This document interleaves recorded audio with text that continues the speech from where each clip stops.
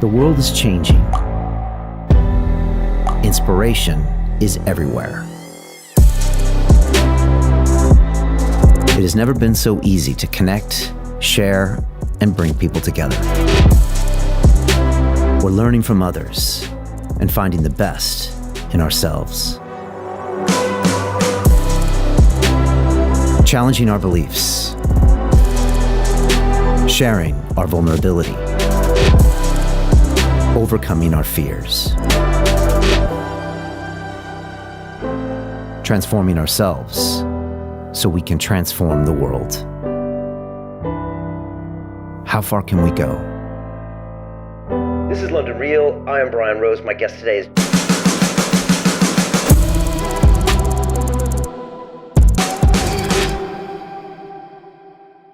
This is London Real. I am Brian Rose. My guest today is David Icke, the English writer and public speaker, known since the 1990s as a professional conspiracy theorist, calling yourself a full-time investigator into who and what is really controlling the world.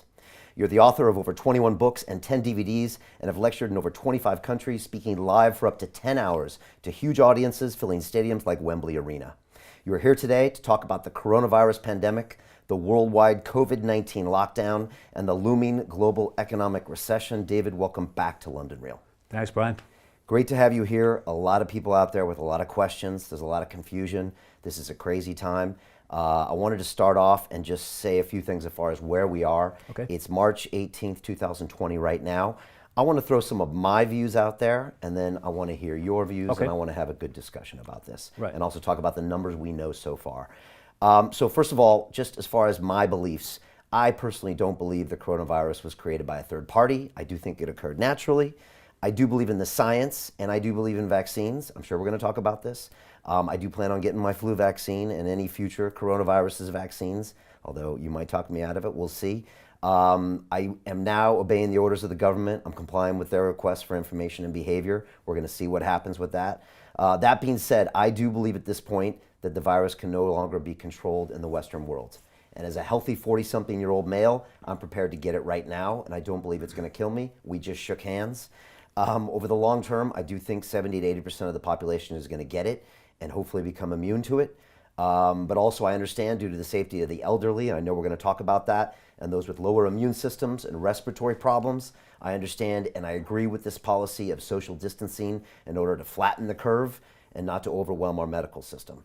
Finally, I just want to say I think we believe we now live in a post-coronavirus world where the virus is going to be along for a long period of time and it's going to change our behavior.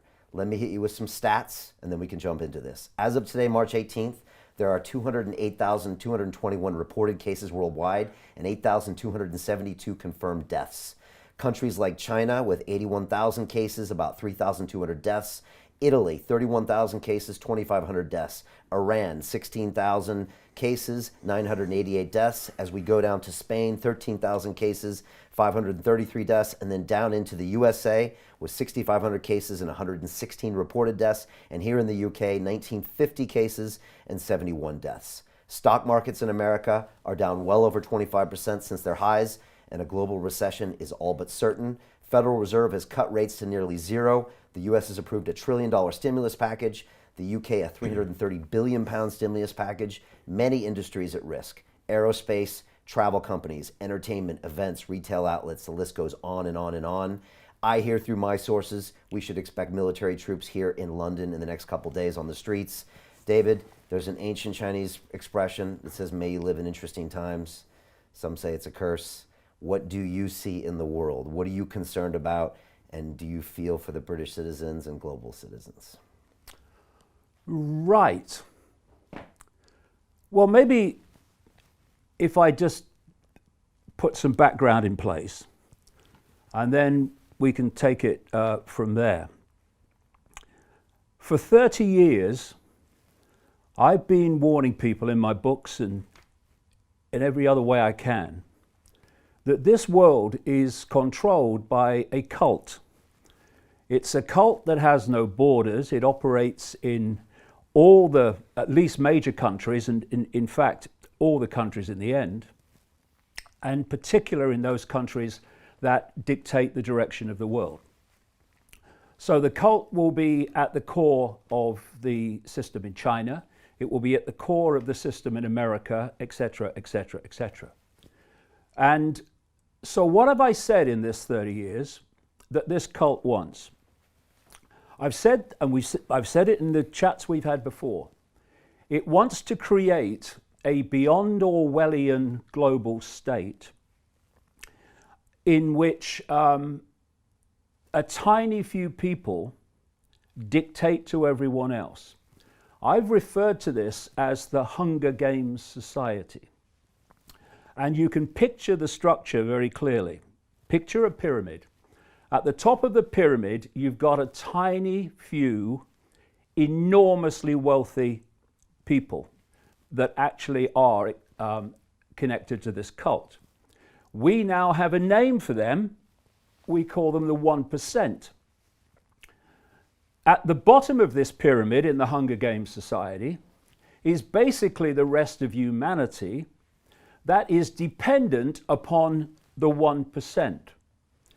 And in between the two is a vicious, merciless police military state to impose the will of the 1% on the population and to prevent the population challenging the 1%. And this Hunger Games society is not classic fascism, it's not classic communism, although the outcome in terms of tyranny is the same. It is a technocracy.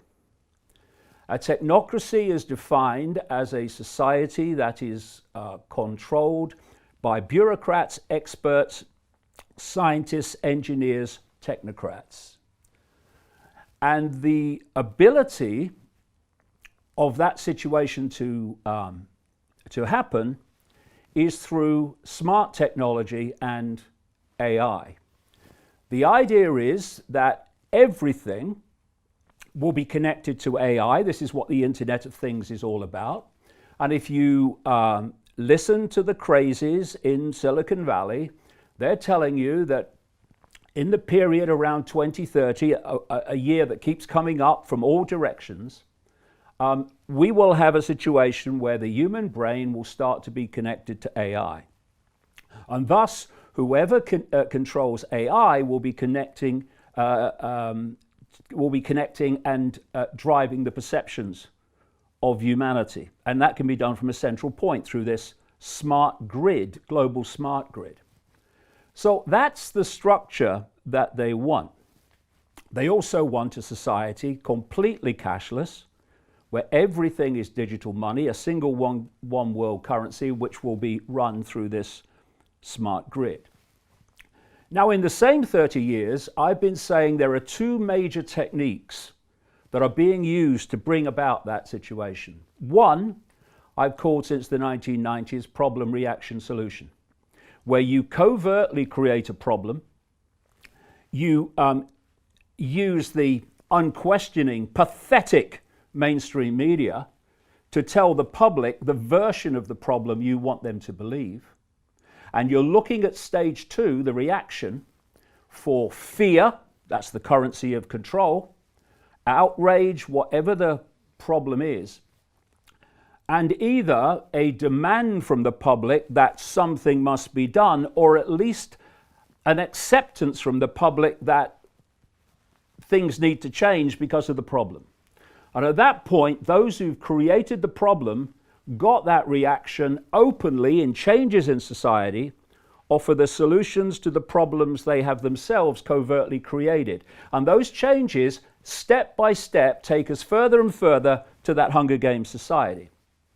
There's another version, which I call no problem reaction solution, where you don't need a real problem, you just need the perception of one, weapons of mass destruction in Iraq, and you still have the ability to provide your society-changing solution.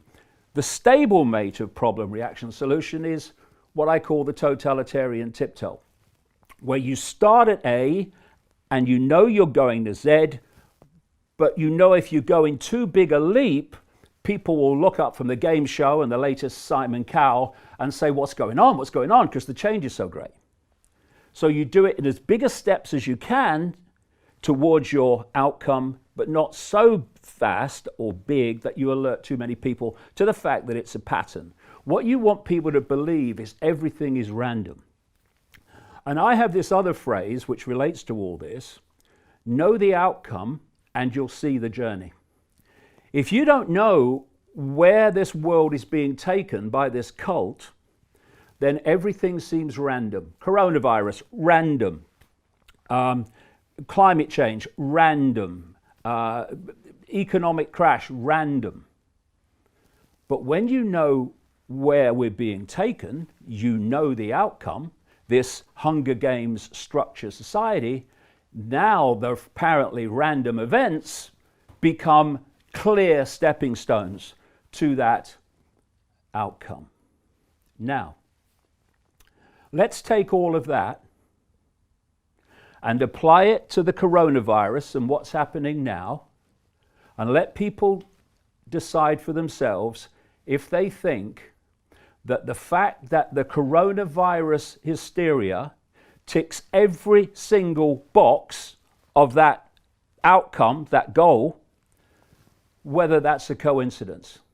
I absolutely do not believe that it is. And you mentioned that you don't think that it was a created virus, but the fact is, whether it was or whether it wasn't doesn't matter to the fact that once you roll this out, it takes on a momentum of its own. I agree with that. And therefore, what is unfolding was desperately predictable. And in fact, we'll get into this as we chat, two massive 1% organizations, one in fact 6 weeks before this virus came to light in China, were playing out scenarios and simulations based on exactly this scenario that's unfolding now. And what they said would happen is exactly what is happening, down to the fine detail. Okay, but the coronavirus is real and it is dangerous. You do believe that? Well, not as a black and white, no. Okay, but it is real? Obviously, there is a strain of this coronavirus, because there are many coronaviruses, which appears to be different. But if you look in terms of the danger is to a certain section of society. Do you know, mainstream doctors, I watched an interview with one in America only 2 or 3 days ago, and they're saying, well, just to put into context, 80% of people that are diagnosed with coronavirus have, and this is his quote, very mild symptoms. The ones that are in danger, and by the way, in danger from any virus, including the classic flu, are those that have compromised immune systems. And they are old people, elderly people, and they are people with what is termed pre-existing health problems. Why? The pre-existing health problems are putting so much pressure on the immune system, it's already weak when it's hit with this. This is why someone like that will have potentially a serious situation, and someone with an immune system in working order of any level will just swat it away. And another point,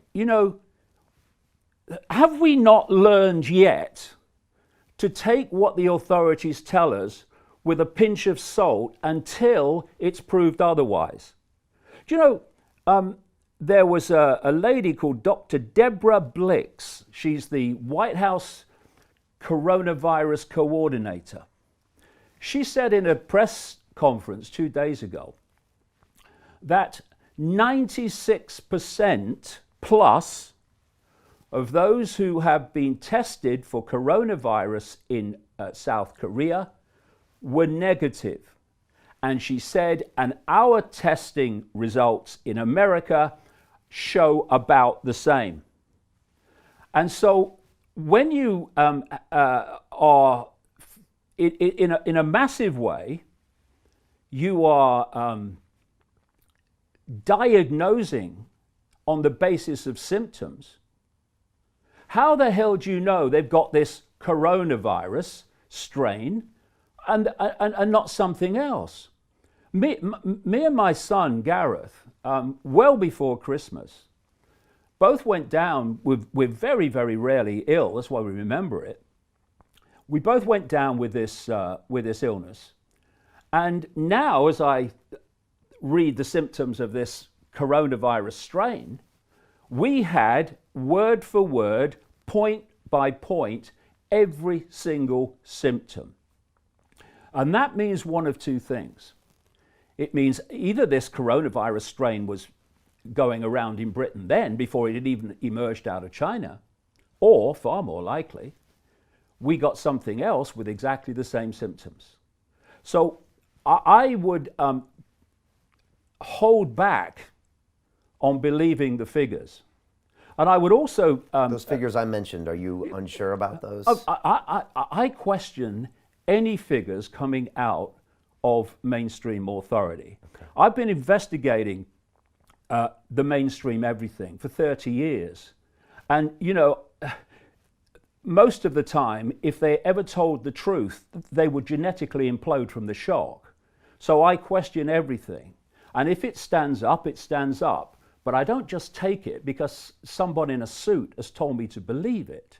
For instance, you know, in 2017, 2018, 45 million people got the flu in America, according to Centers for Disease Control and Prevention figures. 61,000 died. Where was the hysteria then? 61,000 people dying. Well, they say that this is more dangerous and more contagious and what's potentially going to kill more people. Because otherwise, that's a good question, David. Everyone's like, well, how come people aren't worried about this when the flu from 18 killed 50,000? This has only killed 8,000. The point is, though, this is the point, that according to officialdom, 80% of people who get the coronavirus, diagnose the coronavirus, have not necessarily all got it, have very mild symptoms. The vast majority of the rest have what they call moderate symptoms, and that leaves some with compromised and weakened immune systems who get the serious end of it. And they get the serious end of the flu as well, and other viruses. And these people are clogging up the Italian health system right now. Do you believe that's true? The point is that what we surely should be doing is focusing on those people and doing what is necessary to protect them and their immune systems from the consequences. But to have the vast majority of the population who at most will have mild symptoms, some even no symptoms. I mean, I remember this story. One of the first Scottish people to get the virus was interviewed on a BBC local radio station. And he said, well, you know, I had a bit of a mild fever. Well, what's that? That's the immune system using heat to kill the predator. Just perfectly immune system response. So anyway, he says, and so I got checked out, and they said I got coronavirus. And they said, you've got to go to hospital.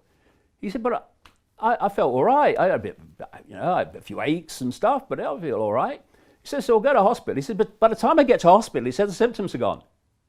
And he's gone down as a statistic, coronavirus in the numbers. So when you've got people who are getting that, even if they do get it, on a vast scale in terms of percentage, who have that response, you get an even greater number who don't get it. And for that, you destroy, because that's what's happening before our eyes, Brian, you destroy the world economic system. Now, let's go back to how I started. One of the things I've been pointing out as a problem reaction solution that was coming to transform human society, including, by the way, one of the things I said was coming in my earlier books was a pandemic, because of all the boxes it ticks. But what have been saying for the best part of 30 years is they are planning an enormous economic crash. And I've been saying it even more since 2008, because 2008 seemed to be a nightmare. The point I'm making is what they want is something that would make 2008 look like, you know, a Sunday school tea party. And so this coronavirus hysteria gives the excuse to do what they're doing, and the outcome and the consequences of what they're doing is to dismantle the world economic system.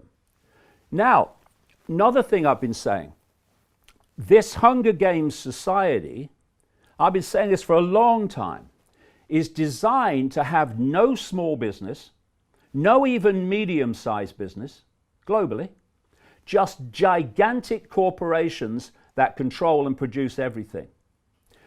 Amazon is a classic example of what I'm talking about. What this coronavirus hysteria is creating is a situation unfolding by the hour worldwide that is destroying small business, family business, even medium-sized business, some even relatively big businesses too. It's destroying them. The big legacy of what is happening now will not be to do with health long term, it will be economic. I agree with you. It's going to be catastrophic. Now, here's the point. What happens to those people whose businesses collapse? What happens to all those people who were working for those businesses? For bars, for hotels, for all these businesses that have been targeted, don't go there, shut down. What happens to them? They fall into the bottom of the Hunger Games society. And what we're seeing now, every day, is this Hunger Games society coming closer and closer and closer because of what's being done in the name of protecting the people. I got news for you. You go deep enough into this system, they don't give a shit about the people.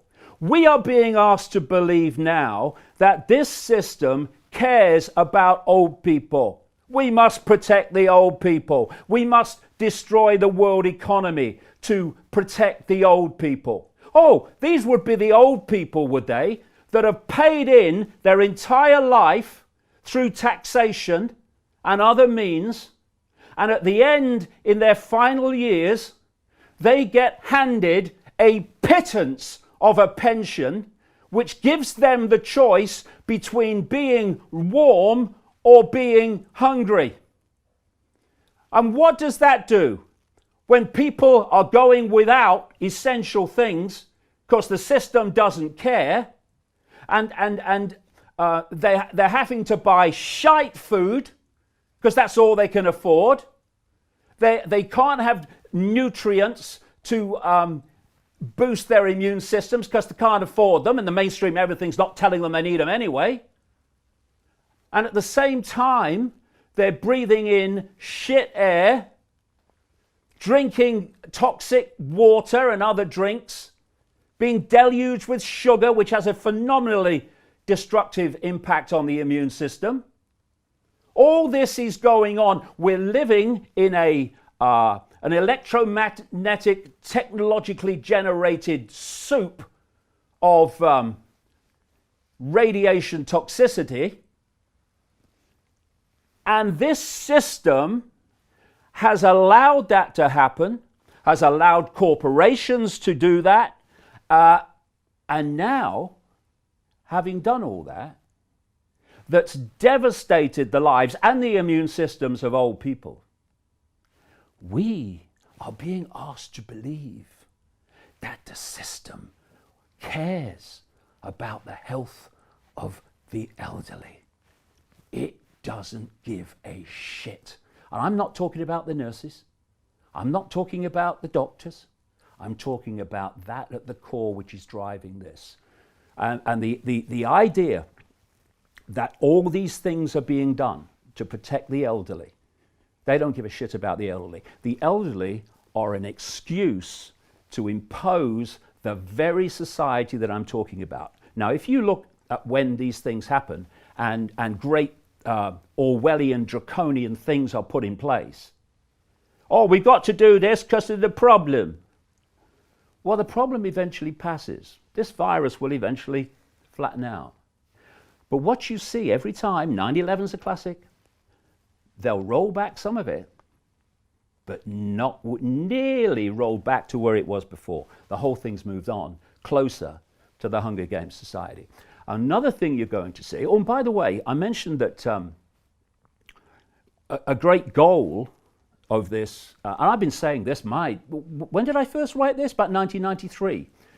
They want a cashless society, a digital cashless society, one world currency, which has phenomenal implications for freedom. They want rid of cash. And when I said that, there was lots of cash in circulation. People going, end of cash? Now look at it. And you know, what was it this guy Tedros, the head of the World Health Organization, a man I wouldn't trust to tell me the time in a room full of clocks, by the way, he said, don't touch cash. Use cards because the virus can pass on through cash. I've come up here today for this chat 3 times in places that are always cash. I had cash turned down. No, we're only taking cards. And when this runs on, they're going to be justifying a cashless society on the basis of that you can pass viruses on through it. And they're going to be saying, we can't have this again. We can't have this happen again. So you're going to have more technological testing of people for whether they have a temperature and all this stuff. And the whole surveillance is going to move on, exactly as it has in China. Right. If people thought China had reached the point of beyond Orwellian, well, you just look what they've brought in as a result of this coronavirus. Okay. I want to talk about that technology because it's a very good point. But now Italy right now, we're looking at Italy, and from what we can see and hear, the hospitals are chock full of people that are dying. There's not enough respirators, etc. I mean, surely we must do something about this, David. I know what you're saying is that these things will pass and we're crushing our global economy, which actually has bigger implications than the health. I agree with you. This will ruin people's lives. Well, not only that, it will cause massive amounts of ill health and death. I agree with that too. I agree with that. It's just pushing it down further. But what about these people that are dying and clogging up hospitals and the fact that could happen with the NHS? That is a reality. Well, I've thought all along, and it seems to be the case, that the strain that is prevalent in Italy is something of a stronger nature than what's generally circulating. And also in Iran. That's something else. Just as an aside, we have a country targeted by America, targeted by Israel, Iran, and as this virus came out of China, of all the countries in all the world, Iran got its smack worse than anyone before it started to appear in Italy. It was a little odd. And members... Could have been a coincidence. Well, I mean, you know, after 30 years, Brian, coincidences are something I have to be very well persuaded, because coincidences don't turn out to be so. They turn out to be made to happen. Anyway, so not only did Iran have this, what again seems a stronger strain of it, but it was killing the people within the regime at a very early stage. And you know, that's a coincidence. How many coincidences do you want? And then you have another one, you see. I mentioned that one of the problem reaction solutions that I've said in the books over the years that they were going to use to justify this Hunger Games society was a pandemic. You look at the movie Contagion. I think it was 2011. I watched it It last week. it's basically coming out of China and stuff like that. Yeah, Steven Soderbergh. It's got Jude Law in there and Yeah. Gwyneth Paltrow. It's very interesting and very well made. Yeah, but I've talked to you in previous chats about something called preemptive programming, where they preempt something to put it into the subconscious mind, even the conscious mind, through Hollywood, and then suddenly it kind of happens for real. But I was sent a document from 2010 that was published by the Rockefeller Foundation. The Rockefeller Foundation obviously is a front for the Rockefeller family, which is fundamentally involved in this global cult. In fact, the Rothschilds and the Rockefellers were the creators of the World Health Organization, which is there to control health policy and direct the perception of health in all its forms from a central point. You don't trust the WHO at all?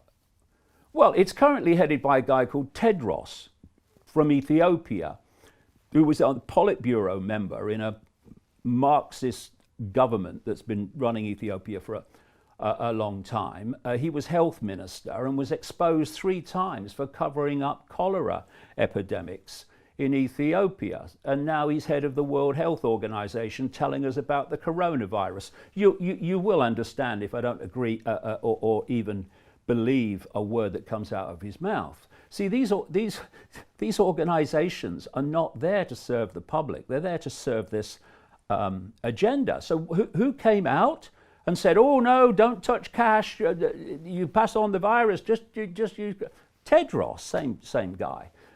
He's the one that praised China for a wonderful job they did with the coronavirus and what have you. Now, this Rockefeller Foundation document was about a scenario involving a flu pandemic.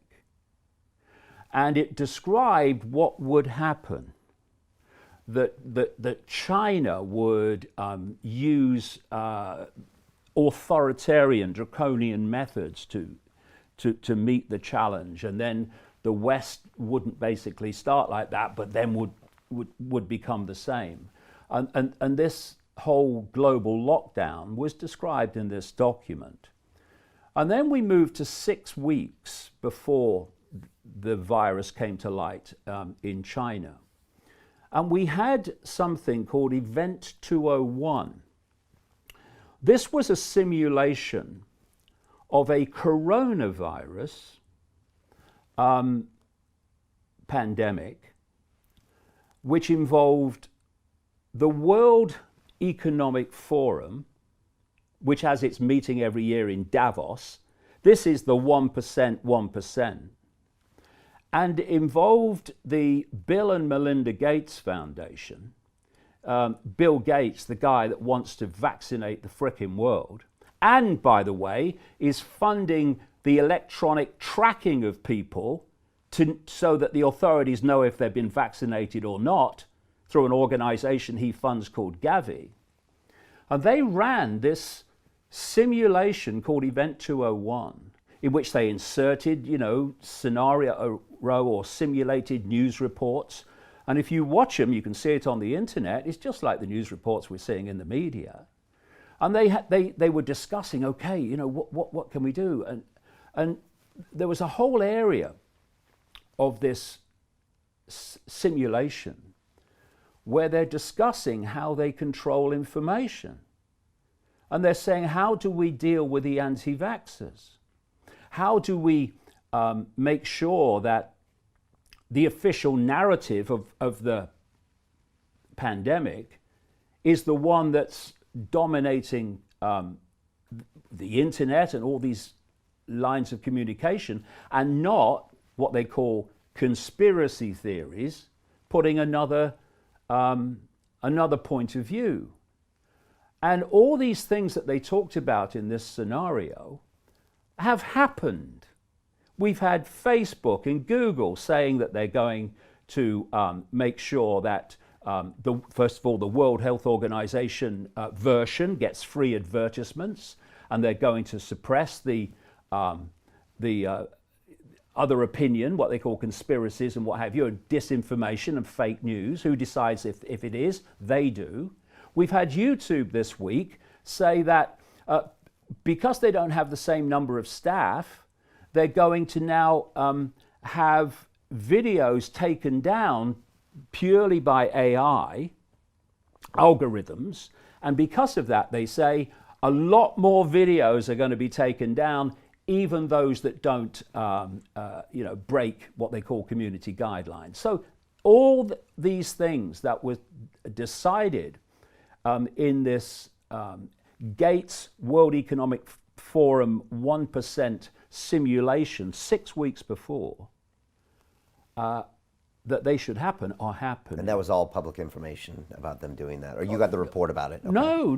I read the actual document of the Rockefeller Foundation and its scenario, which is exactly what's played out. But the Event 201 simulation was filmed. You can see it on the internet. Okay. And now they're running that playbook right now. Exactly the same. Another thing is that at the same time that simulation was taking place, 10,000 military personnel and support staff were attending the World Military Games in Wuhan, China. So that is, I'm not saying this happened, but what we have to put, if we're not going to be scammed and just believe the official narrative, we have to explore possibilities. And another possibility is that World Military Games was a wonderful front to release some kind of virus in that same area. So all these things are something that have to be explored and put into the mix, because what happens if you only believe the official version of everything is the official solution for the problem you believe in is going to take us further and further down the road to a society that would make George Orwell bloody wince. And all the things that I've said this cult wants, this cult is getting as a result of this coronavirus. Okay. What do we do about this situation in Italy? Do you think it's correct to lock everybody down?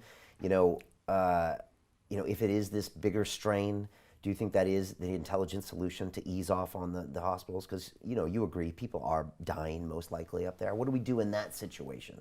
Is there a point where a big reaction is warranted? Well, because I know you care about people, David. You have to keep the reaction in proportion to the problem. So maybe more needs doing in places like, or parts of Italy. But the point is, you've got to keep your eye on the rest of it, and how you can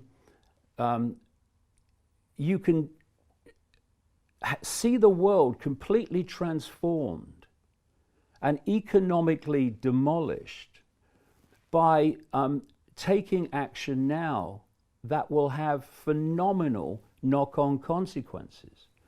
And so when you look in the global average, and in most other countries, the number of people who are seriously affected by this against all those who are not, the way the whole economic system is being shut down is suicide.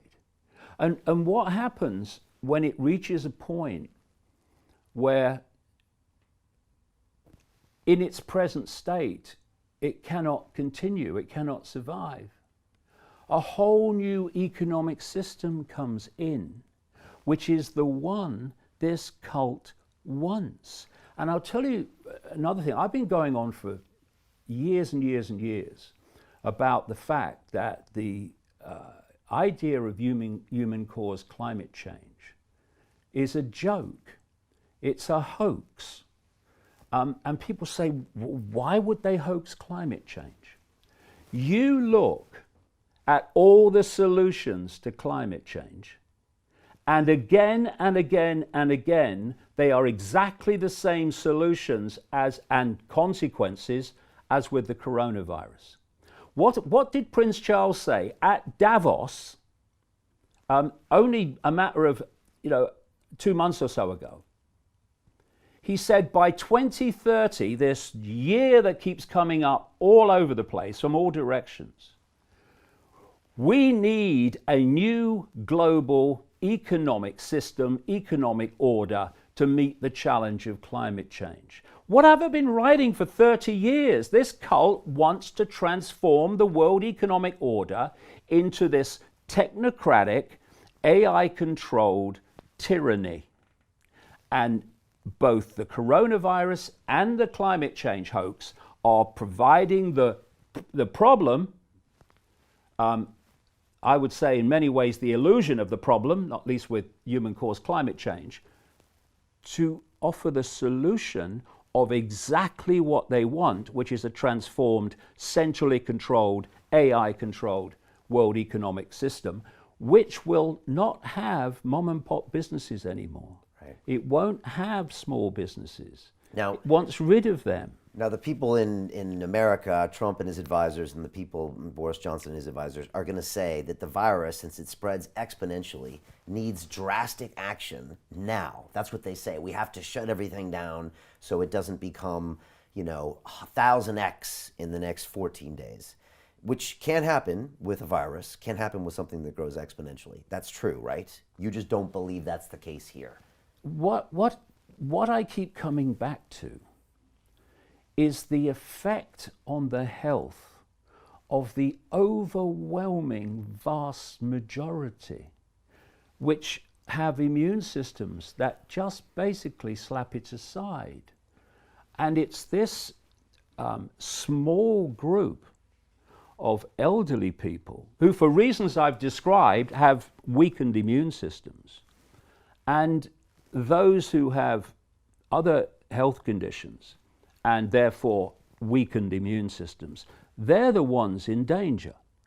So if you focused everything on them, and if necessary, isolate them and focus your resources on them so no one goes hungry and no one is in need, but the rest of the population, 80%, very mild symptoms or no symptoms, others with moderate symptoms. Well, are we going to destroy the world economic system by saying that those people also have to isolate and not go to work? Yeah. For me, that's crazy. Focus on those who are in danger. Throw everything at them. Cocoon them if necessary. But cocoon them with fairness and with compassion and with total support. But the rest of the population, I got exactly the same symptoms, I repeat, before Christmas. And I carried on working. Weren't pleasant for 2 or 3 days, coughed some stuff up and all that. But you get on with it. And this is happening to people all the time. I'll give you an analogy, Brian. Years ago, you might remember this, we used to have a thing called weather. And weather used to change, and there used to be storms, and there used to be, strong weather situations. And we used to call it weather. Now, every time that happens, as it's always happened, now it's climate change, we're all gonna die. And what we have now is the coronavirus version of that. Everything is coronavirus. We don't even know if so many people have been logged as having had it, actually have it. When you're testing, like I said earlier, on symptoms, well, these symptoms are true of many different things. Who says this person's got it or this person hasn't got it? We don't know. The point is, they're not dying from it. They're not even, most of them, being affected more than very mild symptoms. So why are we locking them away and bringing down the world economic system and destroying people's businesses, livelihoods, ability to pay the rent? Why are we doing that? and not just focusing totally on those who could have a serious problem because of their immune system deficiencies? I don't know. And they're telling us. I'll tell you why. Because if they carried on and allowed that to happen, the world economic system would not be demolished. And the idea is to demolish it so you can replace it. Problem, reaction, solution. That's why. Right. They're telling us that we have to lock everybody down to save the elderly and the less immune. That's what they're telling us, but it doesn't make any sense to me, David. And I put out a video on Saturday. I got a lot of heat for it. Got like 250,000 views, and I said, I'm ready. I'm ready to get the virus. Give it to me and all of the strong ones. Let's build up an immunity to it. And over the long term, we can have this herd immunity and potentially protect these people. But I can't believe the measures I'm hearing about. They're talking about locking everybody in their homes in New York City. My sister's in San Francisco. They're being locked into their homes. It seems like an overkill to my logical brain. What are you actually describing if we break it down? Hunger Games. You're describing mass house arrest. Yes. That's what you're describing. Exactly what it is. Shelter something they call it. That's what it is. And you know, this idea that we're protecting you. And see, this is the key. They say you're protecting grandma that's living with you. Yeah. So we're going to lock you down as well so you don't hurt her. Well, you know, I would be open to cocooning people who have a serious reaction to this because of their immune systems. I would be open to that for their sake. But to do it to the rest of the population, people that aren't living with old people, and bringing the economic system down with it, as planned, is insane. But as always with this cult, there's method in the madness. And that's what we're seeing. You know, look at the outcome. The outcome will tell you what's behind it. What's that great line? Goes back to ancient Rome. Who benefits? Who benefits? That great line, he who most benefits from a crime is the one most likely to have committed it. Let's ask that question. Who benefits from what's happening and what's being justified on the basis of this, quote, virus? Anyone that wants to transform human society into an Orwellian state, which I've been saying that that's exactly where they are taking us for 30 years. So if people just take a breath and look at it and say, who benefits? And why is this craziness destroying who benefits from the economic system being destroyed? Anyone that wants to put another one in place. And you know, I've said this many times as we've chatted. This whole conspiracy, the whole cult way of manipulating society is psychologically. It's a psychological game. You know, when there's a few of you, and compared with the global population, they are a very few, you can't control people physically. You can do it in a certain area through troops and the army, and what they want to do is do it absolutely through connecting AI to the human brain. But for the moment, they can't. How you have to do it is you have to program people's perceptions, because from perceptions comes behavior. It's a real simple thing. Your perceptions become your behavior. And you go one step back, where do your perceptions come from? They come from information received. So if you control the information, the constant narrative, and most people just believe it because that's all they hear. Repetition is the wonderful, magnificent form of mind control. You control the information, you overwhelmingly control perception among those that don't question. And from perception, you control behavior. And what they're manipulating now, as they do all the time, but here is a wonderful potent example of it, is they're manipulating this, what appears to be this innate human trait of fear of death, which is an expression of another innate human trait, which is fear of the unknown. So the reptilian brain at the back of the brain is it's a survival mechanism along with other parts of the brain, but this is a big one, the reptilian brain at the back. And the reptilian brain doesn't think, it reacts. And it's constantly scanning the environment for threats to survival. Not just threats to life, threats to your job, threats to your relationship, threats to everything. And this kind of background anxiety that people feel, a lot of it comes from here. And if you're driving your car and someone walks in front of your car, what bangs the brakes on is the reptilian brain, because it doesn't think. It reacts far quicker than the thinking processes react. I mean, when someone walks in front of your car, you're not going to say, "Oh, do you think I should stop? What do you think, dear?" Bang! Now that's great, and it's part of the survival mechanism.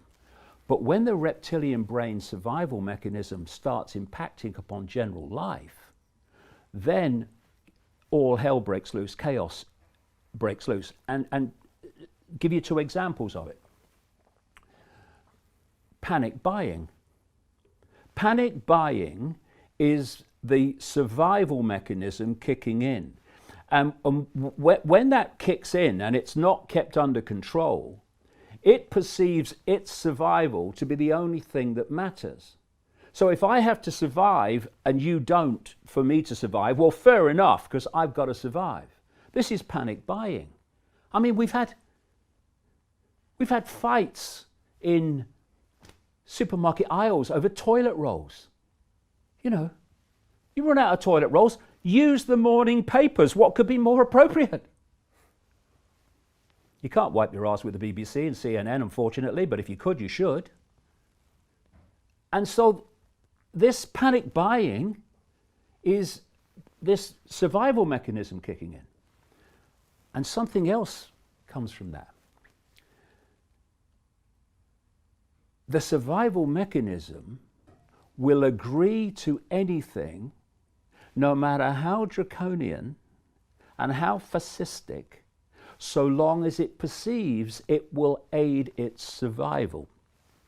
So what a pandemic does, what they call a pandemic, that was declared by Tedros at the World Health Organization anyway, what a pandemic does is it kicks in this survival mechanism, and it means that not only will you accept authority imposing tyranny, you will demand that authority imposes tyranny.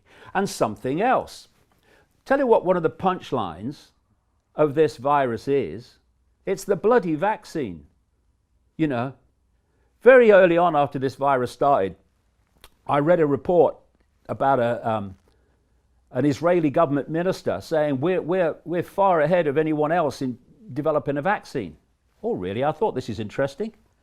And it turns out that from 2016, this scientific organization in Israel, which is all connected to the government like they all are, had been using coronavirus to test its technology.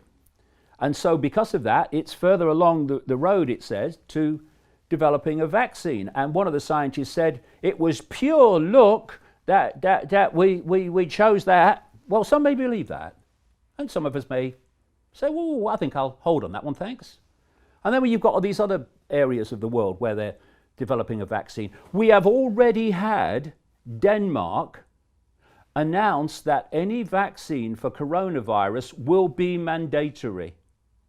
Now, if you can give me a better definition of fascism than the state telling you what will go into your body, then I'd like to bloody hear it. They don't even know what the vaccine is, but it's mandatory. Now, this is going to expand. It's just a coincidence, Brian, that in the period up to this, more and more pressure for mandatory vaccinations of other kinds have been appearing in America. We've got this health secretary in Britain saying he's minded to consider it. What do you mean you're minded to consider it? You'll be in another ministry shortly. You were in another one not long ago. It's your civil service permanent government that's actually pressing for it. You're just the front man. So you've had all this period of pressing for mandatory vaccinations, And when this vaccination for this virus comes up, there is going to be enormous pressure to make it compulsory. And people with a brain who say, hold on a minute. What if that's the only cure? Well, is it a cure? Who decides that? I don't know. Who decides that? A scientist might. Oh, God, science. Well, science isn't always wrong. No, but science. For smallpox, the vaccine works. Science is massively wrong with the benefit of hindsight. Some vaccines work. Smallpox vaccine. Just look at the problem reaction solution. You want to introduce a vaccine. What is in the vaccine, what we're not told is in it or whatever, we don't know. But, we're all going to die. Vaccinate me. Don't even think about it. Survival mechanism. But what if that is the only solution? Well, who decides that it's the only solution? My children, my boys, have not been vaccinated once in their life. They didn't have childhood diseases. Their immune systems are on fire because they weren't compromised by a tidal wave of toxic shite while their immune systems were still developing. Do you know something? In the 1980s, the Congress gave immunity from prosecution to the drug companies for vaccines. And you know why this was in the official documentation. The reason they said they gave them immunity from prosecution, so now in America there is a vaccine court which has already paid out something like $42 billion for vaccine injuries, and the bar to prove that is very high. It's now paid by the taxpayer. And so the drug companies have no economic consequences for damaging vaccinations. And I think they're trying to get drug companies to consider creating vaccines because they're not economically profitable. Hold on. What, not economically profitable? My goodness me. Have you seen the profits of drug companies? Yeah, because they have regular occurring medicine. But the point is that the reason they said we must give immunity is because they said vaccines are innately unsafe and cannot be made not to be. Thus, we're going to give you immunity, so you'll continue making them. Because at that point, before that legislation came in, the drug companies were facing a massive number of lawsuits for vaccine injuries. Now, you know what's happened since that legislation in 1986? The number of vaccines and the different kinds of vaccines have absolutely exploded. Why? Because there's no consequence anymore. And if you look at the statistics, if you vaccinate a large number of people, you are going to have major life-changing implications for a number of those people. So what mandatory vaccinations are saying is, we are going to insist by law that your children are vaccinated, and we know by doing that some of them who wouldn't otherwise have been vaccinated are going to take the consequences. Right, because it's for the greater good. The greater good. They couldn't care less about the greater good. Can we just understand that? And then we might get some kind of grasp on how this world is run. They don't care about us. They use the excuse of caring about us to justify what they want to do. It's as simple as that. Now they're using the elderly to shut down the economic system as an excuse, involving people who economically will be absolutely destroyed already, never mind as it goes on. Okay. Let me ask you about a few other things. I want to get to the technology in China because it's a very interesting point. Okay. Trump. I look at Trump and I look at a guy.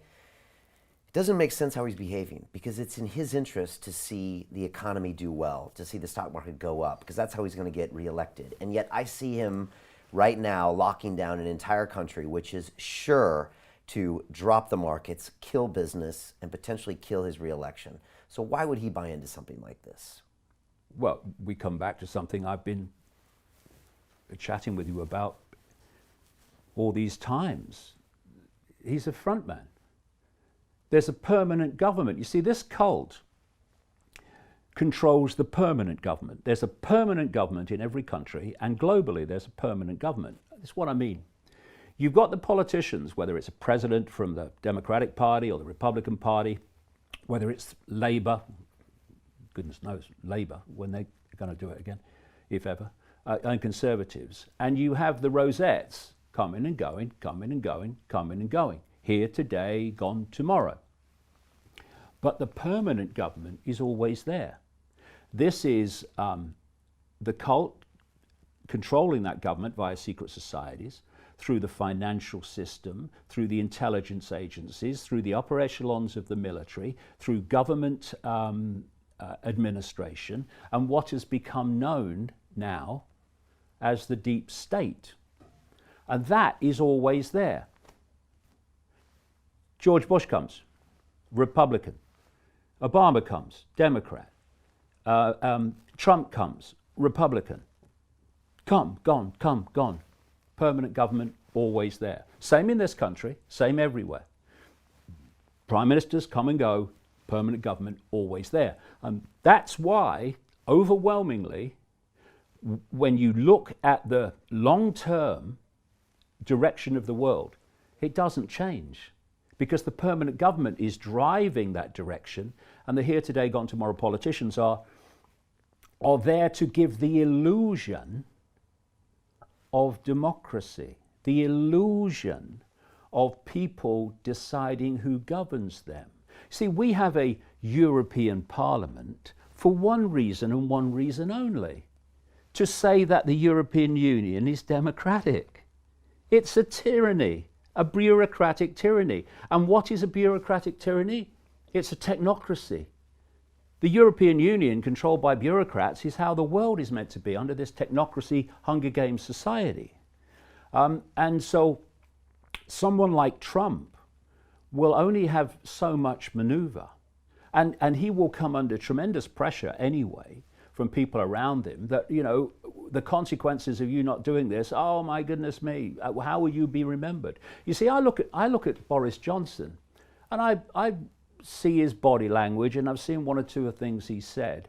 I don't think personally that Boris Johnson is totally convinced that all this is necessary. No, he's not. He's absolutely not. But what's happened is the pressure on him from the permanent government is to do it anyway. And they work in ways that he might not even understand that it's working on him. It's not like they kick him in the room and say, you're going to do this now. No, it's pressures and how you're going to be remembered. It's pressure and it's also manipulation. I mean, you know, older people watching this will remember Yes Minister and Yes Prime Minister, which was a comedy series about a Prime Minister and his civil servants.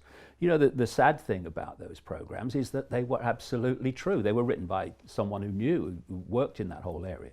And so there's so many ways that you can manipulate the politicians, and you can basically paint them into corners, and they are brilliant at this manipulation.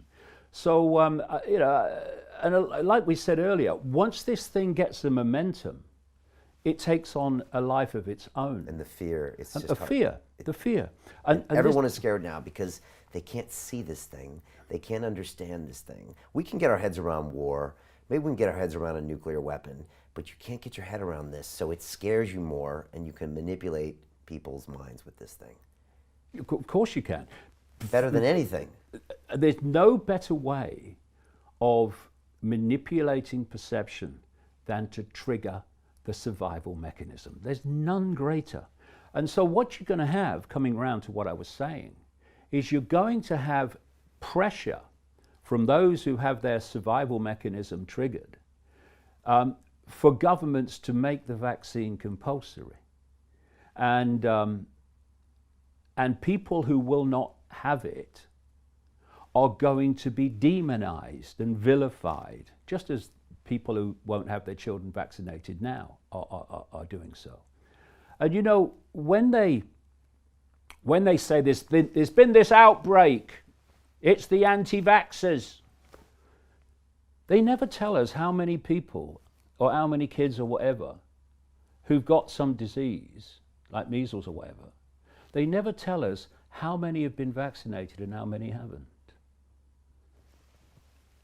My boys' mates at school were getting diseases they had been vaccinated for.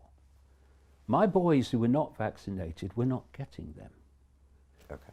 Discuss. All right, to discuss, Right. let's talk about technology and what they're doing in China and Singapore and South Korea. Because the news has been telling us that the cases are dropping massively in China, that Singapore has it under control. I read a whole article last night about how they're tracking everyone with their technology. They're using their mobile phones to find out who they had contact with, hunting those people down and quarantining them. And now they are saying it's a success. South Korea cases dropped, Chinese cases dropped. But they're also saying the Western civilization would never allow this type of intrusive stuff into their information. Oh my God. What do you see, David? No, just let me just intervene there for a second. Okay. You have just said, virtually word for word, what was in the Rockefeller Foundation document in 2010 detailing a pandemic scenario based on a flu vaccine. They said, I think I mentioned it kind of in passing earlier, they said China imposed draconian measures and was then praised for doing so, but the West lagged behind because of this thing called freedom and democracy. And but eventually the West caught up and became also draconian. So it's deja vu from the Rockefeller document and from the Event 201 of the Gates Foundation and the World Economic Forum 1%.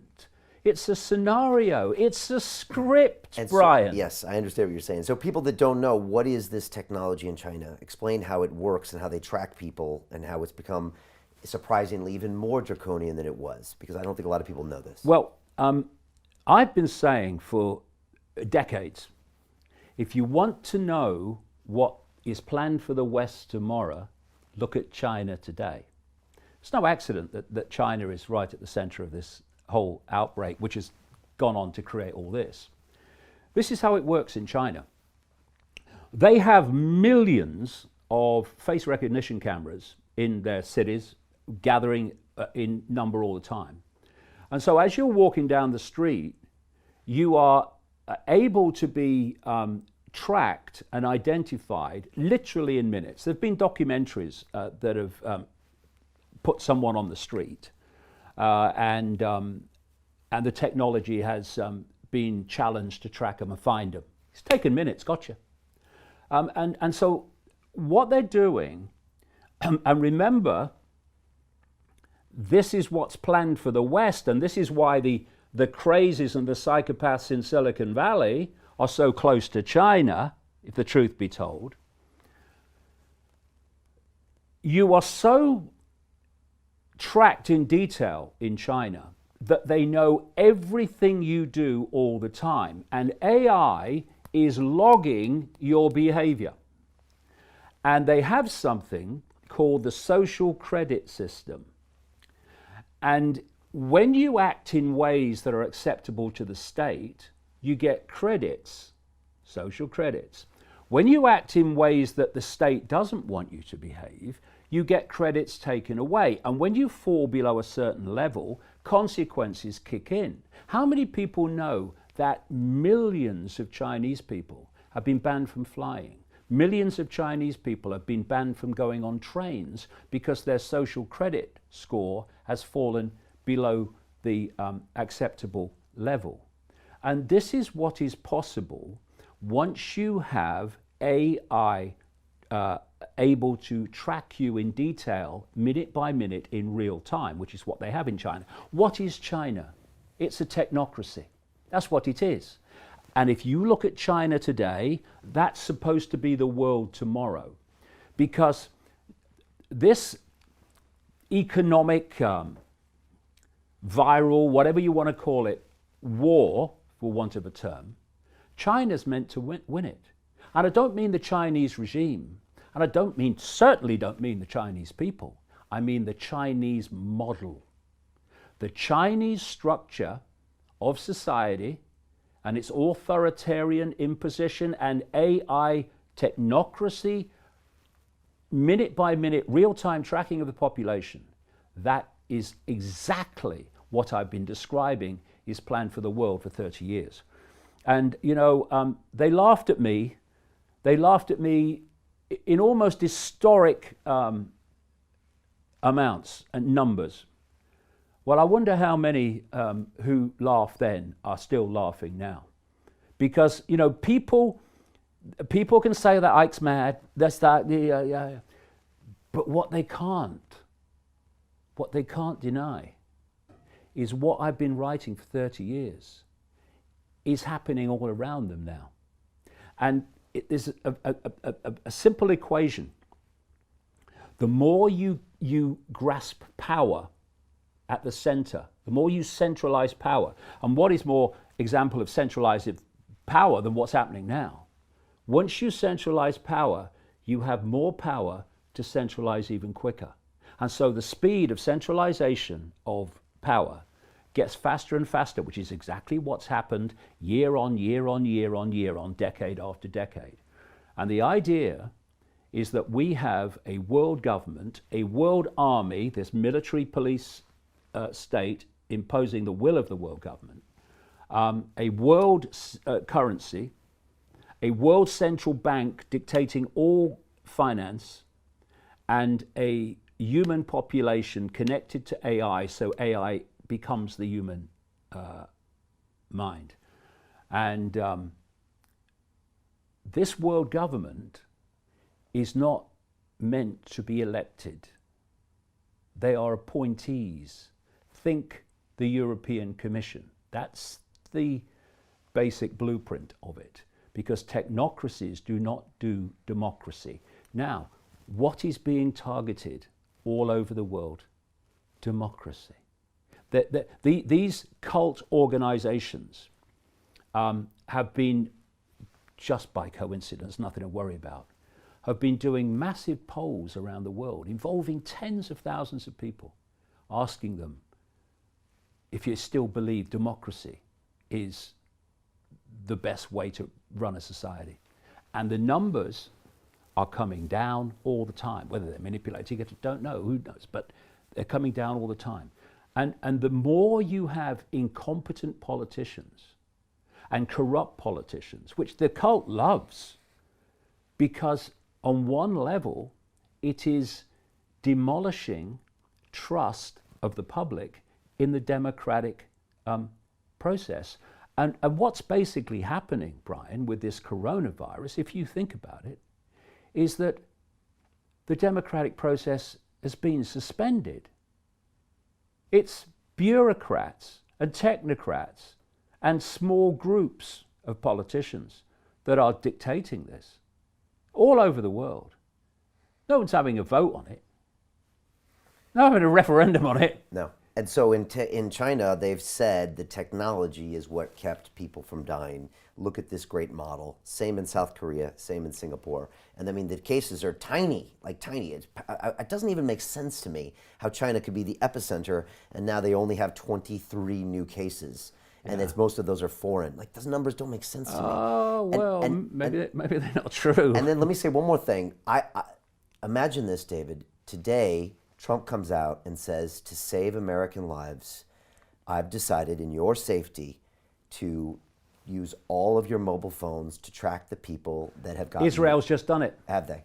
Israel's just changed the law so they can legally track their population through their mobile phones. I think I saw that. Now, what if Trump came out and said this to Americans and said, in your safety, to save our population, I have to do a federal order and track everyone's data from now on and where you're going in order to make sure you don't kill the old people and all of that stuff. Most people, David, in the current state of fear would say, thank you, sir. Save me, save me. And like you said, for the people that refuse to do it, they would vilify them because you're the one that's going to kill my grandma and do all that stuff. I'm already seeing... That's scary. I'm already seeing articles by academics, not least in America, saying if people aren't vaccinated, they should never be allowed to fly. You know, so when something is being so pushed by a system that couldn't give a damn about the health of the population, look at all the crap in food that is legally allowed, never should be, and all these other things. Look at the pharmaceutical cartel, Big Pharma. The third biggest cause of death in the United States is the frickin' treatment after heart disease and cancer. They care about the health of the population. How does Big Pharma get its money? By the population being sick. And I'll tell you what, Brian, I will take this system seriously. I will think, oh, well, maybe they do care a little bit. When they come out, mainstream everything, mainstream medicine, and say, here is how you boost and strengthen your immune system. Vitamin A, vitamin D3, vitamin C, something to boost the thyroid function, which produces vitamin A. Let's do that. Let's get the immune system going. What are they saying instead? Oh, it's weakened immune systems that why people are dying. Okay, so what are you telling them about how to boost their immune system? Well, they're not. Because first of all, even on a purely financial level, in terms of Big Pharma, what would a strong immune system in the population in general do? Their profits would absolutely frickin' plummet, because it's weakened immune systems that are their profit margin. And you know, some doctors who actually have sussed it are pointing out, you know, that it's not the virus that's killing people. It's their immune system that's killing them. Because it works like this. If you've got a strong immune system, there are different levels of the immune system. It's very complex, and you know, mainstream medicine doesn't understand it yet. Honest people within it will actually agree with that. So it's making decisions on vaccines and all this stuff. It doesn't even understand the immune system and how it works. Anyway, there are different levels of it. So you get a virus. The first level will meet it, then the second level will meet it, which is much more specific to that virus. This is the level that creates the reaction that's absolutely encoded to meet that particular threat. And at that point, gone. This is why 80% of people have mild symptoms, because this is what's happening. You get a mild fever, yes, because the immune system's using heat to kill the virus. It's like throwing up. That's the immune system getting rid of something before it does real damage to the body.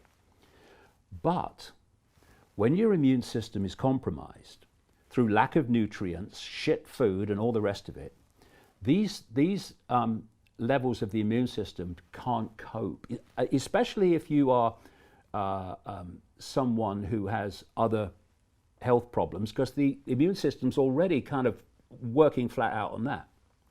So what happens then when they fail is the immune system, in effect, panics, and it unleashes something called a cytokine storm.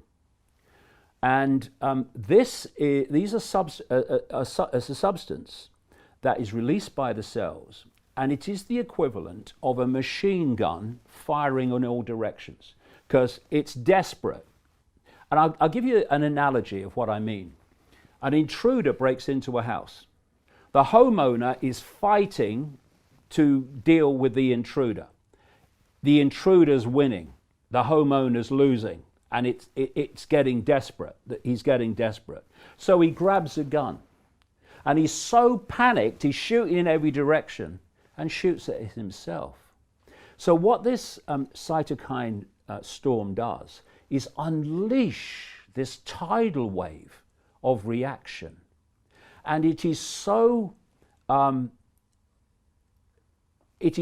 powerful and so unfocused that it attacks its own body and kills the body. And you know something? With a coronavirus, when there's a cytokine storm, you know what it attacks? The lungs. And it causes inflammation and gunge in the lungs as a result of that attack. And what are people dying of coronavirus? The elderly and with other health problems. They're dying of respiratory problems. Pneumonia. Yeah, etc. and pneumonia. That's another thing. If you read the consequences of a cytokine storm on a coronavirus, it leads to attacks on the lungs, which leads to pneumonia.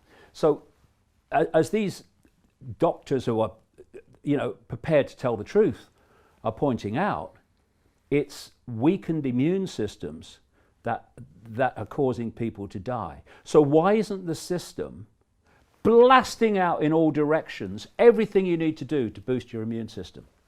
Because they care about old people, you see. What do we do, David? What do we do right now? What does the average citizen do who's watching this right now or who thinks something's funny is going on? I mean, look, I'm walking around London right now and there's nobody here. No. I had an entire tube train to myself on the way in. I've been coming to work. I've been going to the gym. I've been shaking hands. I don't see why troops need to be in this city because no one's going out. No one's gathering in groups. Everyone's staying at home. What are troops going to do? Are they going to make it 1% less social distance? It doesn't make sense they're doing this here or in New York City or anywhere else. David. What is it doing? Setting a precedent. It's setting a precedent. Set a and getting precedent. me used to having military around Yeah. and getting me more scared and trusting the process more. It doesn't make sense. And I agree that I don't know everything, but there's been some things here, David, and I put out some videos about them, and I'm not the dumbest guy in the room. I'm not the smartest guy in the room, but some things don't make sense to me. No, and the reason they don't make sense is it's all a scam to create an outcome. I came over here from Waterloo Station today in a cab, and that guy was telling me he had sat in the line today for 4 hours before I turned up, outside a major British London railway station.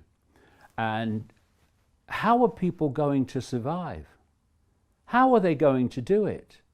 And when you are in desperate straits, then you will accept things changing if you are persuaded to believe that they will improve your desperate straits, i.e. we need a whole new economic system. Tell you something else. As AI takes over more and more jobs, on top of all this lost employment that's happening now around the world, the question is raised, so how are people going to live?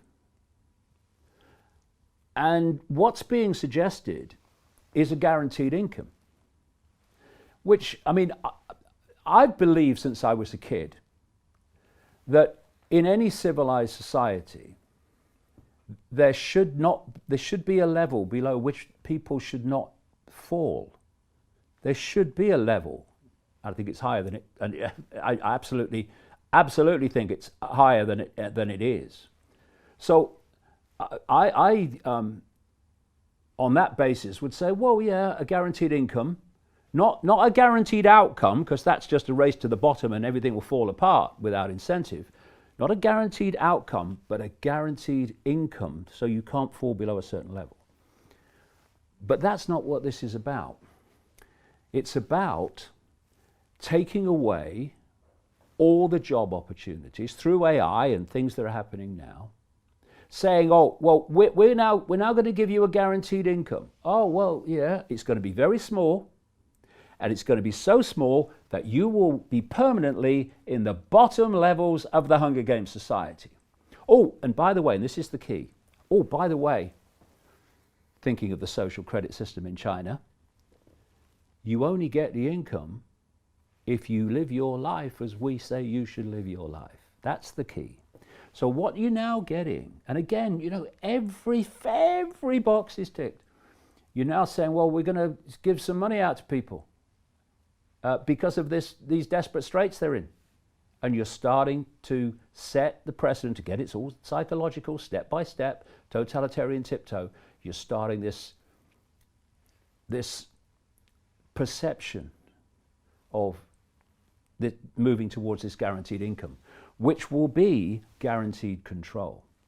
They announced yesterday, British government, £330 billion. A chunk of that is these loans to these small businesses, very small, even like £3,000 or here and there. They're going to do the same in the States, I'm sure. Yeah. Again, and it seemed weird to me. I get the government loaning me this money or giving me this money. It's a form of control. It's absolutely a form of control, and also because if the economic system is shite anyways, it's loans. It's not going to last. It's loans. Yeah.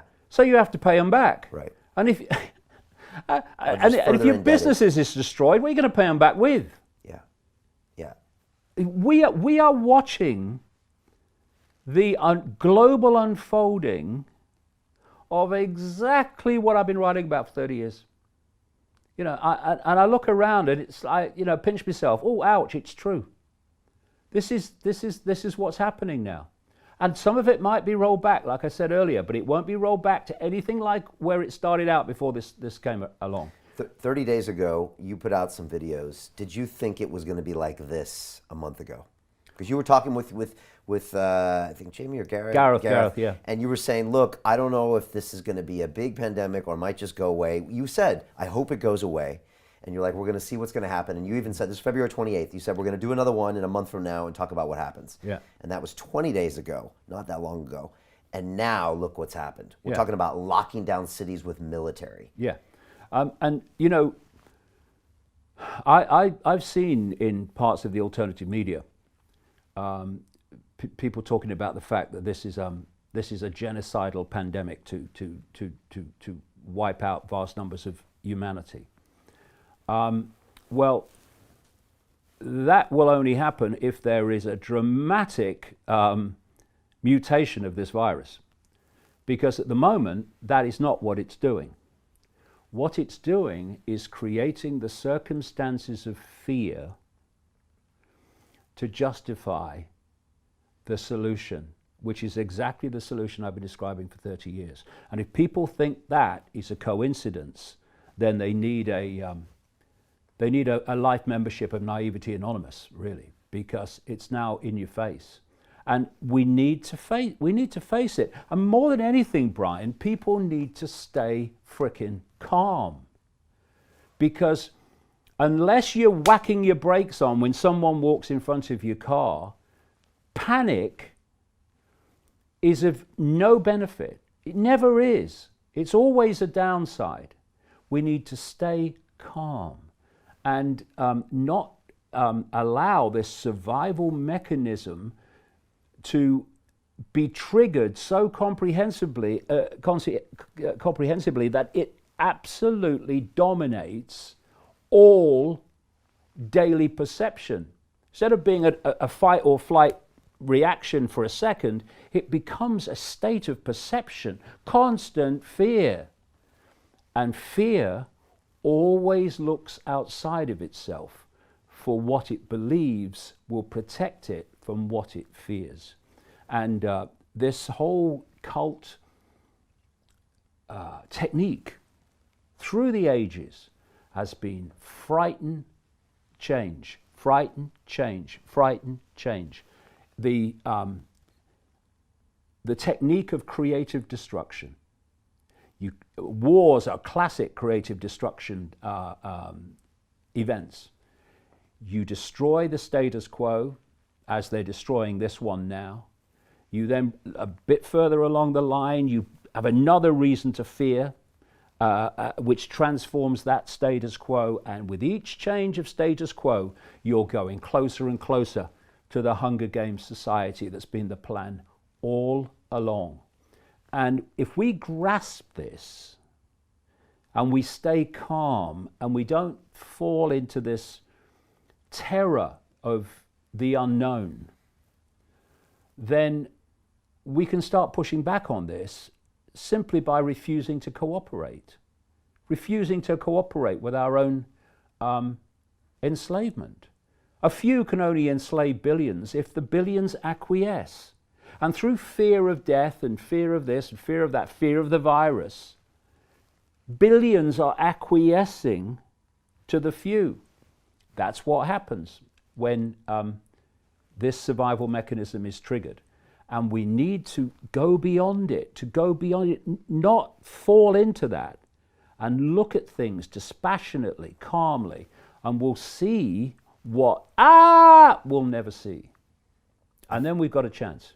I find it fascinating that you say to remain calm, because that's what a cult says is the opposite of what you should do. A cult says, look out for them, look out for them.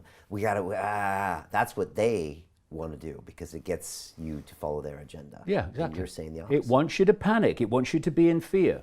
What creates fear more than this? What's going on now? What can we expect to happen in the next few days, in the next few weeks, in the next months? I mean, there's a playbook coming here. Yeah. And what's it going to look like?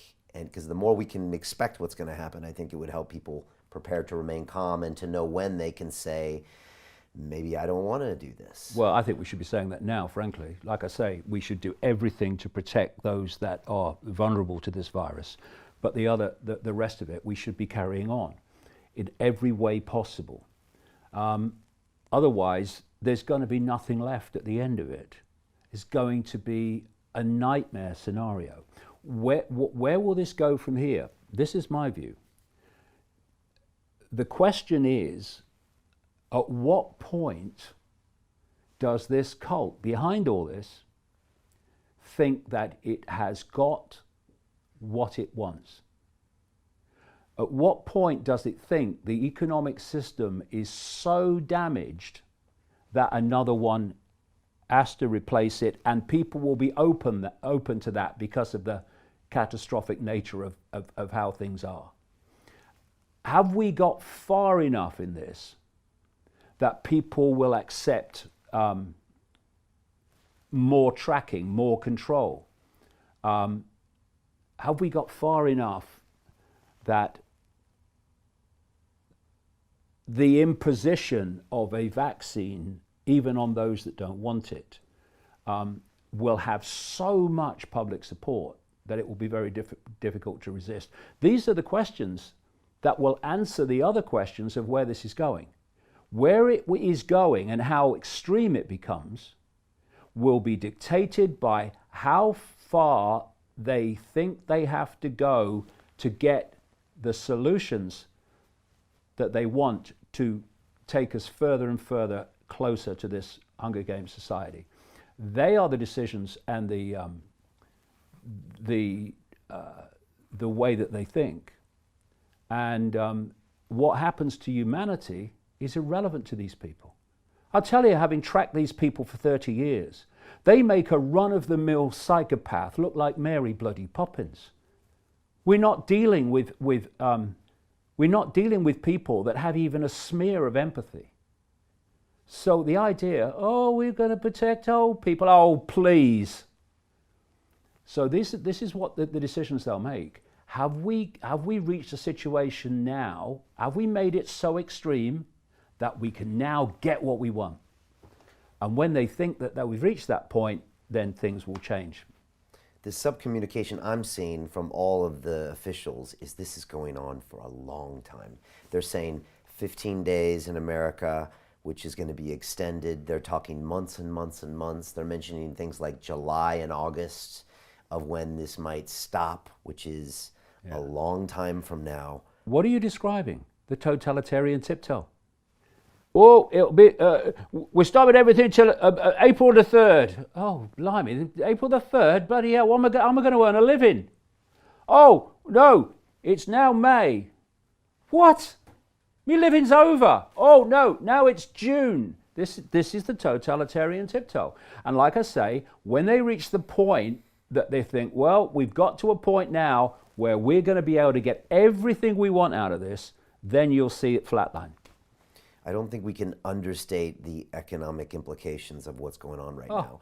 And I think a lot of people say, especially if they don't have a ton of money, they said, that's just the rich, that's just money. Money's not important as your health. But if you take everyone's capital away, it strains the health and it strains the whole system to where there's a lot more damage that can happen than 10,000, 100,000, and 200,000 people dying. It can be much, much worse and have massive generational implications. Yeah. And what they're doing now, I've never seen anything like this. The New York Times read some numbers about after 9/11, the dips in GDP, the dips in spending, it was minuscule. And yet now you've got everything shut down. I mean, we've never seen anything like this, even like a wartime scenario of the economy just completely going into a vacuum, and everyone's going to feel it. And it's going to cause for irrationality everywhere. And the deaths, like you say, is going to be a blip of the problems we're having. And then what comes from that? Yeah. The law of the jungle. That's what happens when people get desperate. And all these things, I've been in my books for years. That is some of that happening to convince everybody of this new economic system you're talking about? Yeah, and also, of course, if you start getting violent reactions and, crime because of desperate people who don't know how they're going to survive, what does that do? It justifies more and more police state to, protect the people. See, this is why, Brian, I've emphasized this a number of times today. Please, they do not give a shit about you. So, when they tell you they do, there's a reason for it, and it's not for your benefit. Because if they give a shit about you, you would not be in the situation you're in. The world would not be as it is. You wouldn't have something like 6 people have as much wealth as the poorest half of the population if they gave a shit about you. So when they tell you they do, they're lying, and they're lying for a reason, to get something as a result of you believing that they actually are trying to protect you. They're not trying to protect old people. They couldn't give a damn. They don't want old people. It's in their documents over the years. They don't want old people. Because old people, they can't serve the system anymore. So what did Kissinger call them? Useless eaters. That's what he called them. And that's how they perceive them. And now we're supposed to believe that this is all to protect them. Oh, please, do me a favor. We need to wake up to the fact that something beyond frickin' evil is running this world. I've been trying to get this out for all these years, and I do understand why. Because people do not have, in their lives in general, experience of undiluted evil that has no empathy and no compassion and no emotional consequence for anything it does. When you don't have that in your life, and most people don't, it's very difficult to grasp the scale of evil that's running this world. And the idea that they are trying to protect us by taking our freedom away is such a joke, it's unbelievable. If people don't like that, well, they can do the other thing. I don't mind. I had a flashback when I was coming into work this morning, and I just thought, what was it like in Germany in, say, 39, where all of a sudden all these rights are being taken away? And I was like, it must have been weird in this state. And I always used to wonder, why didn't everybody leave? But you've got your family there and your businesses and your properties there, so you put up with a little more, and you put up a little more. And then they vilify this group over here. And I don't know. And I don't think about this stuff that often. I'm not a history buff, but it just snapped in my mind. And I was just like, what's going on here? David, a lot of people will listen to us today and go away really depressed and really down and not see any type of future. I know you don't like leaving people that way. So what is something people can go away with a positive note? What's something they can focus on? Are we going to get through this? Well, I've just finished a book, which is going to come out next few months, which is all about what we can do. And you know, there's many elements to it, although there's an absolute core to it. And one of the key things we need to do, I would say, is to change our self-identity. If you identify as your name, your life story, your race, your religion, your background, whatever, you are identifying with a set of labels that are transitory and are incredibly brief. And those set of labels are not you. They are what you are experiencing. I am not David Icke. I am a point of attention which can be myopic or vast within an infinite stream of consciousness. And you are a point of attention in that same consciousness that observes reality from a different point of view. We are all points of attention in that same one consciousness, which is why racism is so ludicrous. And if you self-identify with your labels as the I, the total I, then you see the world in a certain way, and it can be very frightening.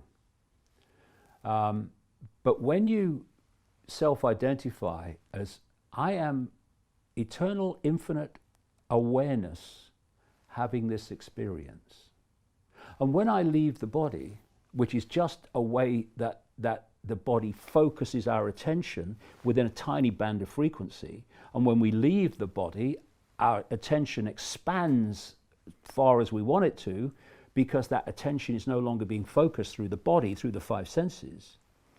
And we go on experiencing and exploring forever. This is a brief experience for a point of eternal consciousness that we give a name to.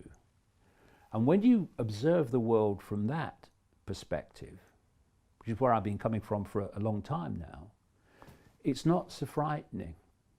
And you have the ability to connect dots because you're seeing things from a panorama and not a myopia. And from myopia can seem very, very fearful, but from the panorama, it's just another experience. And one of the things I go into in the book, and we'll chat about this when it comes out, I'm sure, is our perceptions, and it can be explained very simply how this works, our perceptions become our experience. And if you fall into fear of something, everything that we everything in this reality, everything, even the coronavirus, is a frequency. Every thought is a frequency. Fear is a frequency. It's a different frequency to love. It's a different frequency to joy. And we live in this sea of frequency, of possibility and probability. And it's like being a computer that is living in a Wi-Fi sea. And within that Wi-Fi sea is everything on the internet. And so potentially you can put anything on the internet on your screen, your experience. But our perceptions are also frequencies.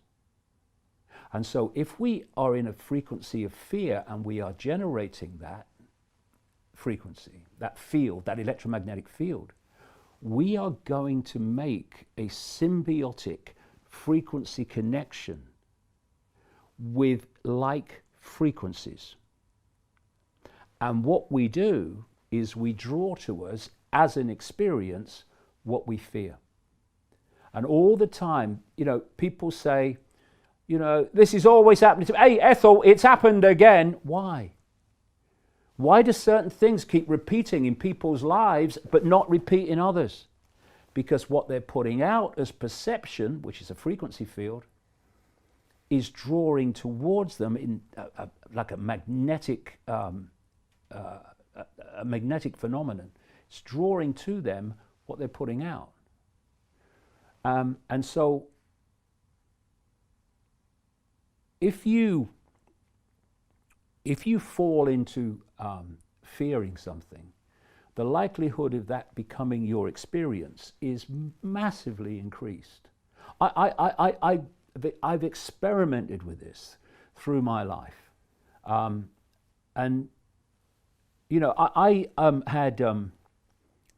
I had very serious rheumatoid arthritis. I mean, I remember on one occasion I was trying to walk through Terminal 5 at Heathrow Airport, and literally I was shuffling my feet. I had no shoes on. I was shuffling my feet along towards the plane because I couldn't even lift my legs. I don't have that now. I have no pain. It doesn't affect my life in any way. And the difference is, I changed my perception.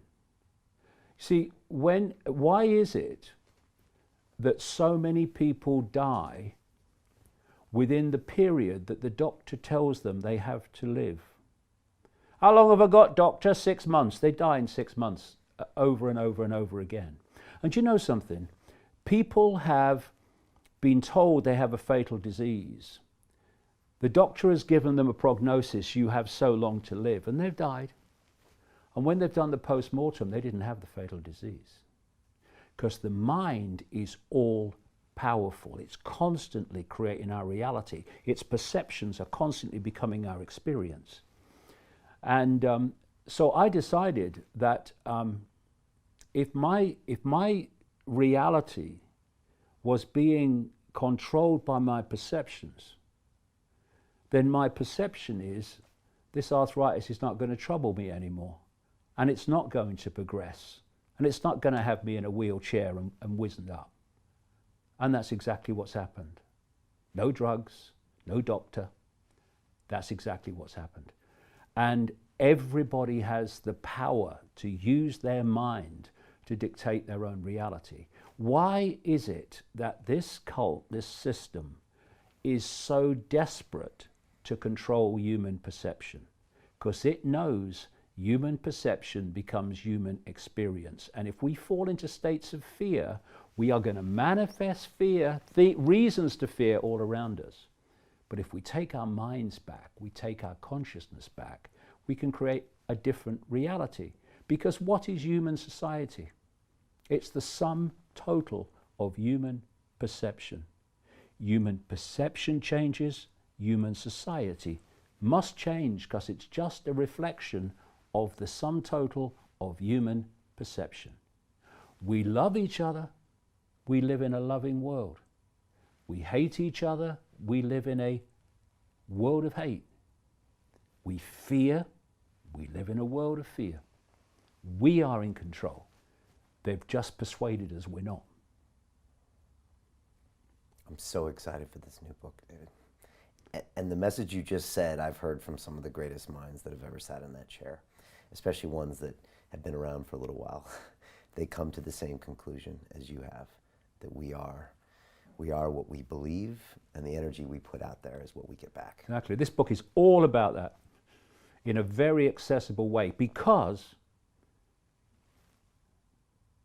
they say the more you know, the more you know there is to know. Well, yeah, on one level that's right.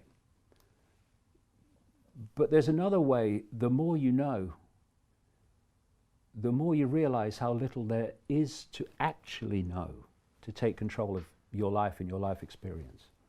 And so much of the complexity hides these simple, sparkling truths.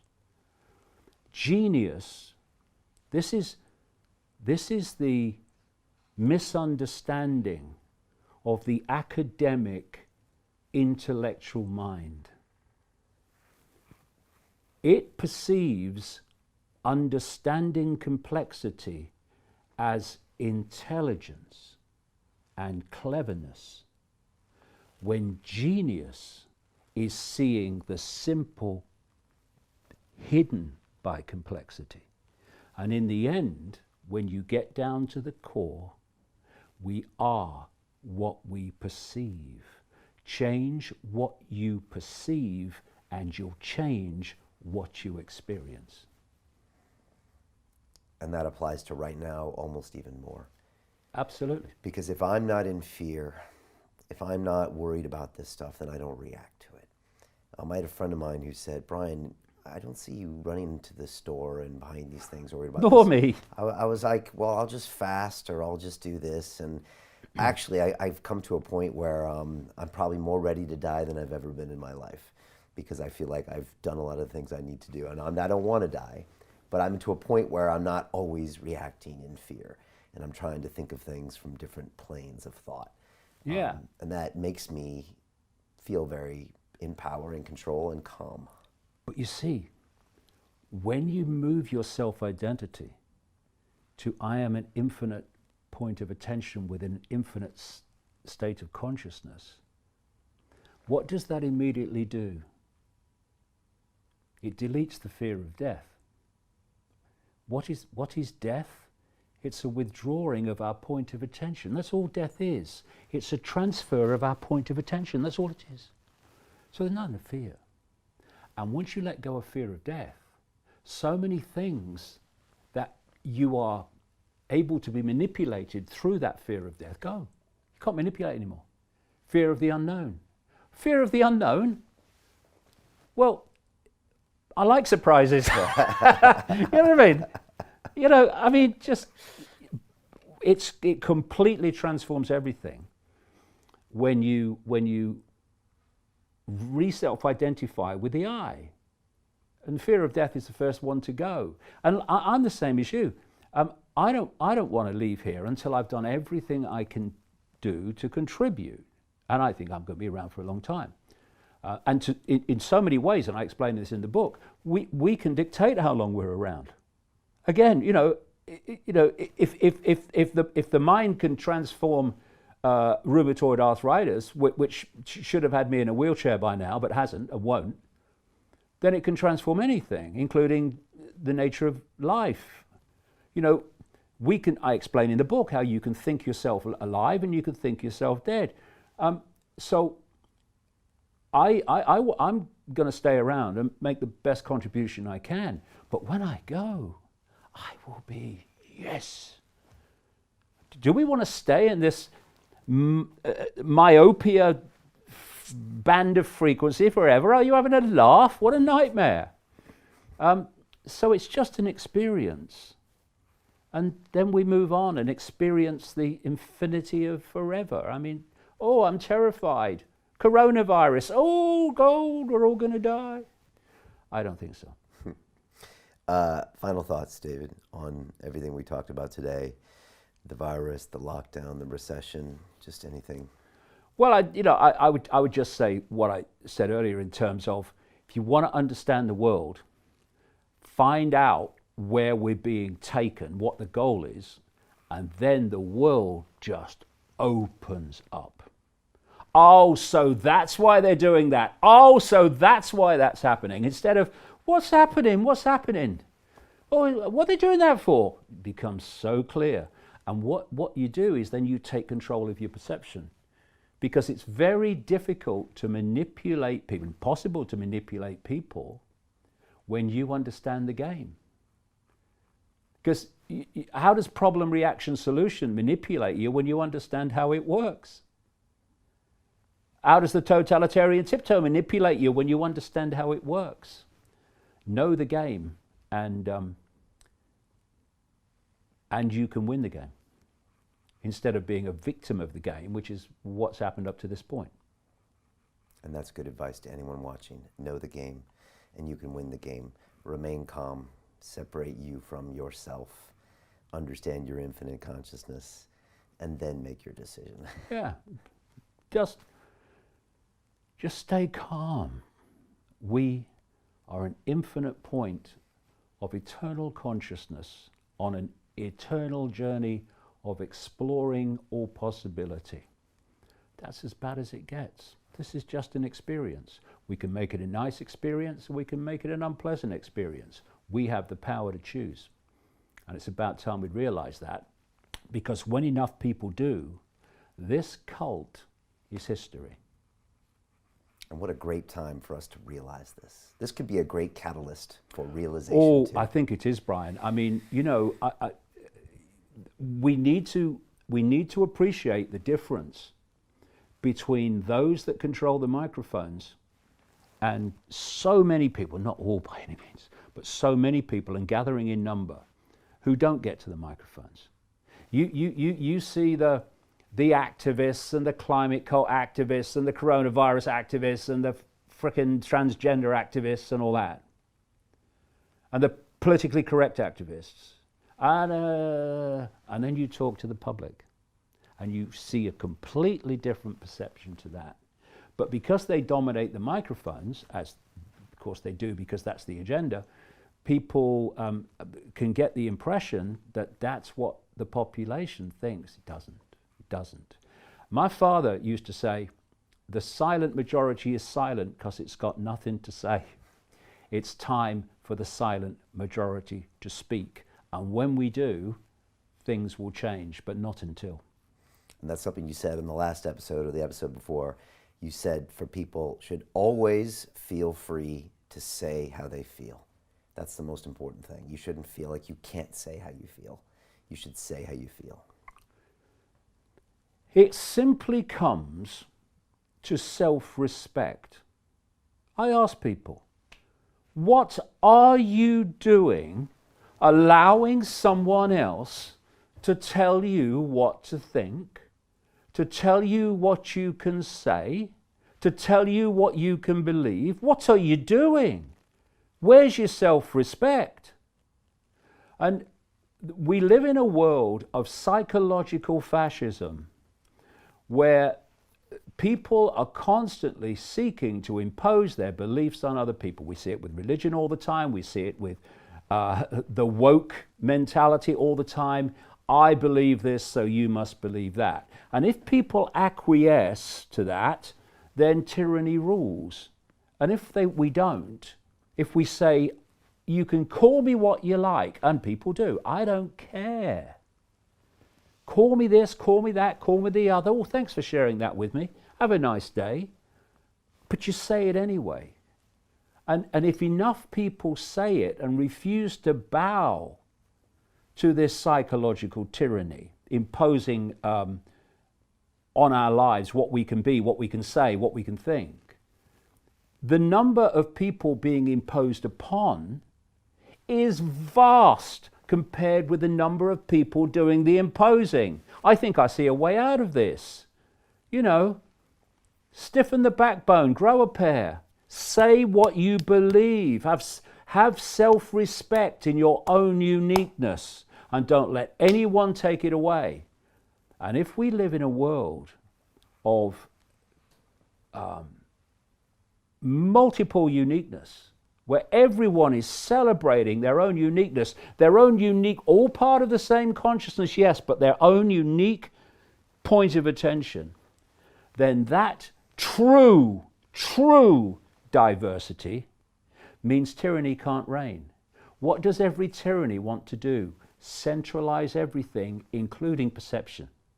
The more we celebrate our uniqueness, the more we are withdrawing from the ability of the few at the center to dictate to everybody.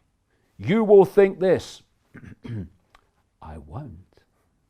You will say that. You won't say that. I will. What are they going to do? Why do people acquiesce and self-censor? Fear. Right. Get rid of fear, the world changes. Because the world is controlled by fear. Delete fear, delete control. David, it's always a pleasure having you on. Real pleasure. I'm going to shake your hand. Yeah, I'll shake your hand. Don't you give me anything nasty now. I won't. And let me just say, you know, clearly I don't agree with you on everything. But that's okay, because I feel like I can speak my mind in front of you, and I really appreciate but that. I would be disappointed if you did, because you would not be unique. Exactly. And I'm so glad I had you on. About 3 years ago, when I was going to have you on, I thought of all the reasons I shouldn't have you on. And every time you come I bet that took some time. It did. Who is this crazy guy? And people said, don't have David Icke on your show. And you were here, and that first episode, you blew me away with how most of the things you said made total sense to me. And I had you on again, and this is the fourth time. And I'll be honest, David, a lot of people told me not to have you on today. And I had to go back, and I thought every time I have David on, he always shows me that he's got some amazing knowledge and amazing perspective about what's going on here. And I'm so glad I had you on to talk about this stuff. Why wouldn't people want me on? Exactly. I have no problem with you interviewing anyone you choose with any opinion that they have. So where does tyranny come from? Me or those that say, don't have him on? They might find a mirror, they might look at it, and they might learn something. We're going to end it on that statement. David, thank you so much. I appreciate you. And in some ways, David, I love you as well. So keep doing what you do. I really appreciate it. For everybody else out there, please listen to this message, meditate on it, change your behavior, change your thoughts, and everything else will change. And we're going to make it through this, right? Pleasure. Thank you, David. Pleasure, Brian, as always. Thank you.